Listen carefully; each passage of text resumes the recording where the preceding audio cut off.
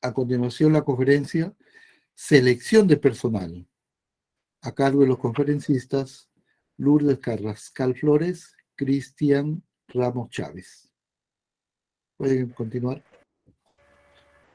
Bien, muchas gracias. Para entrar un poco en contexto sobre el tema, hay que hablar un poco sobre la competitividad de las organizaciones. Muchas veces se podría pensar que esto se relaciona solamente con recursos tecnológicos, con los procesos racionales de trabajo, con la estructura organizacional, con la calidad de los productos y de los servicios, y de repente también con el nivel de satisfacción de los clientes. Pero la realidad es que el punto neurálgico de la competitividad organizacional no se encuentra en esta lista, ya que el punto al que me refiero es el de la calidad de las personas que trabajan en las diferentes organizaciones, o también llamado como capital humano de la empresa, que viene a ser la parte más importante para desarrollarse como organización en un mercado altamente competitivo. Y bueno, es aquí donde se aprecia la importancia del proceso de selección de personal a la hora de tener esa necesidad de querer integrar nuevas personas para los puestos de trabajo vacantes en las organizaciones. Bueno, ¿qué podemos entender por selección de personal? Este proceso se entiende como aquel por el cual se busca de entre un grupo amplio de candidatos a aquellos que sean los más adecuados para los puestos que existen en la organización, de forma que estos cumplan con las competencias que se requieren, ¿no? Este proceso se desarrolla porque existen diferencias entre los individuos que se presentan, ya que estas personas son diferentes, no reúnen las mismas condiciones para aprender, ni tampoco las mismas condiciones para trabajar. Es importante mencionar que el proceso de selección se puede fundamentar mediante dos opciones.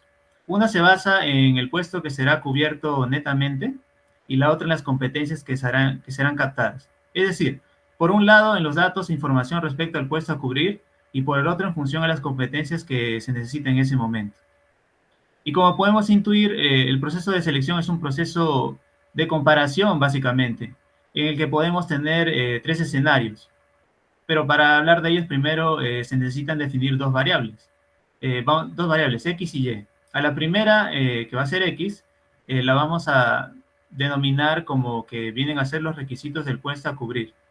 Y la segunda, que va a ser Y, van a ser las características de los candidatos que se presentan. Así, un candidato será rechazado cuando X sea mayor que Y, o sea, si los requisitos del puesto a cubrir son mayores que las características de los candidatos que se presentan. Y bueno, por el contrario, un candidato será aceptado cuando X sea menor o igual a Y. Con la diferencia que cuando X es igual a Y, el candidato cumple exactamente con las características necesarias para el puesto. Y cuando X es menor que Y, este cuenta con una mayor cantidad de características necesarias, entendiéndose así que el candidato está superdotado o sobrecalificado. Bien, ahora, siguiente, por favor. Ahora es importante mencionar que ante un proceso de selección de personal se pueden considerar cuatro modelos de trato a los candidatos, los cuales son: el primero, el modelo de colocación.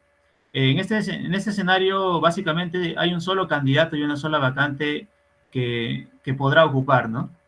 Este modelo no incluye la alternativa de rechazarlo. El candidato que se presente debe ser simplemente admitido, sin sufrir un rechazo. Luego tenemos el modelo de selección. En este caso hay varios candidatos y solo una vacante a ocupar. Cada candidato aquí es comparado con los requisitos que exige el puesto y solo se presentan dos alternativas: la aprobación o el rechazo. Si el candidato es aprobado, se le debe admitir. Y por el contrario, si es reprobado, se le elimina del proceso de selección porque existen otros candidatos para este puesto vacante.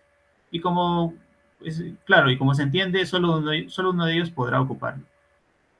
Bueno, como modelo 3 tenemos el modelo de clasificación. Básicamente, en esta situación existen varios candidatos para cada vacante y varias vacantes para cada candidato. Cada candidato se compara con los requisitos que exige el puesto que se pretende cubrir, ¿no?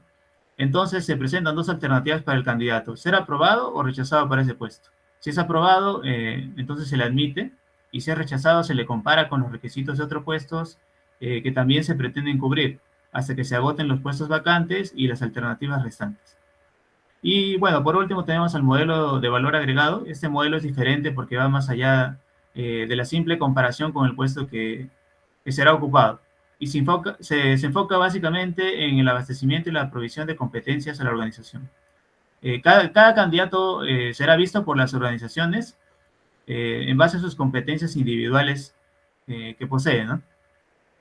Entonces, aquí el objetivo básico es que las organizaciones buscan captar a aquellas personas que les ayuden a incrementar el portafolio de competencias que estos tienen, de modo que así puedan garantizar su competitividad en un mercado globalizado como el de hoy. Bueno, adicionalmente el proceso de selección de personal se desarrolla por dos grupos. En el primero están los directivos de línea, que tienen funciones como decidir que se debe llenar un puesto vacante, decidir cuáles son las características de los candidatos y decidir si se aprueba o se rechazan a los candidatos. Y en el segundo grupo está el staff, que tiene como funciones revisar el archivo de candidatos, hacer las entrevistas para tramizar a los candidatos y también desarrollar técnicas de selección más adecuadas.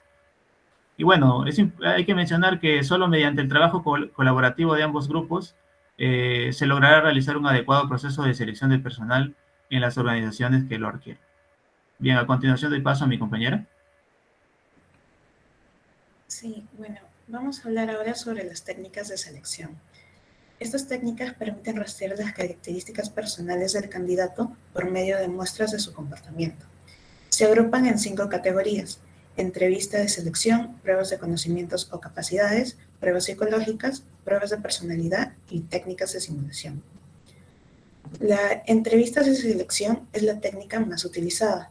La entrevista es un proceso de comunicación entre 2 o más personas que interactúan y en el que una de las partes le interesa conocer lo mejor de la otra. A pesar de que es muy subjetivo e impreciso, la entrevista personal es la que más influye en la decisión final sobre los candidatos. Sobre las pruebas de conocimiento. Estos son instrumentos para evaluar el nivel de conocimientos generales y específicos de los candidatos que exige el puesto a cubrir. Por otra parte, las pruebas de capacidad son muestras de trabajo que se utilizan para constatar el desempeño de los candidatos. Las pruebas psicológicas que se utilizan en el proceso de selección se enfocan en las aptitudes y sirven para determinar la medida de su presencia en cada persona y tienen por objeto prever su comportamiento en determinadas formas de trabajo.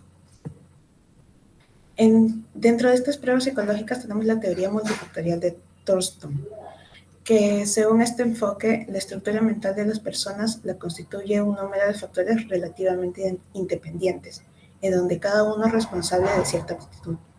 También definió 7 factores específicos y creó un conjunto de pruebas para medirlos, las llamadas pruebas de habilidades primarias.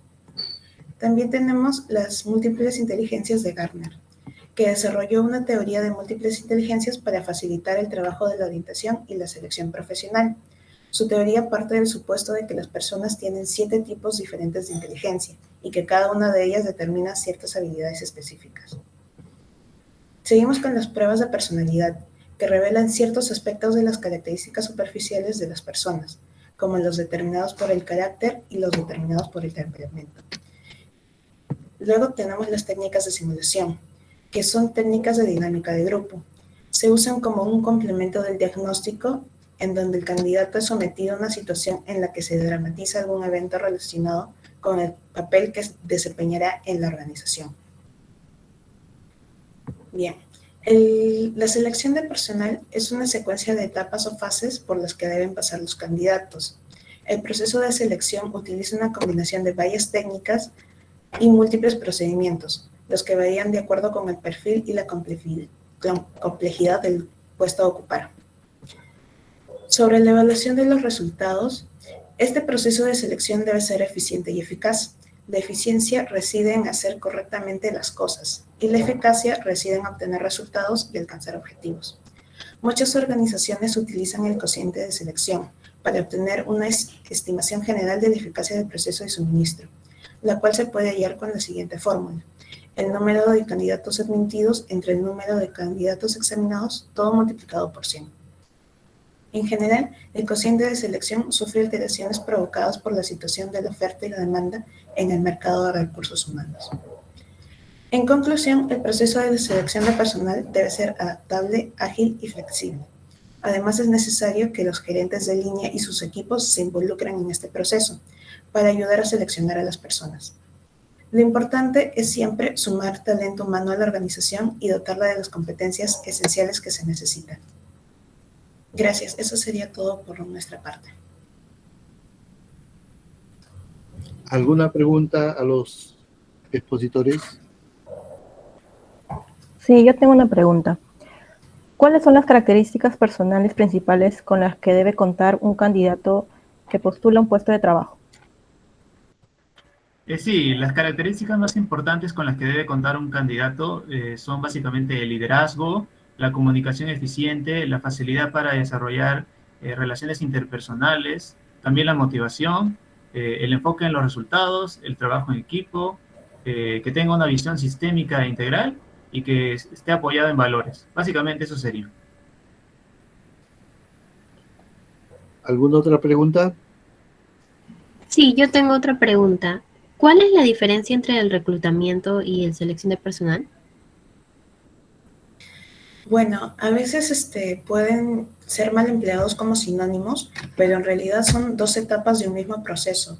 El reclutamiento busca candidatos, pero la selección de personal, como lo dice su nombre, los selecciona. A diferencia del reclutamiento, cuyo procedimiento no necesariamente termina en una contratación, la selección de personal surge por la necesidad de la empresa de cubrir un puesto vacante. Gracias.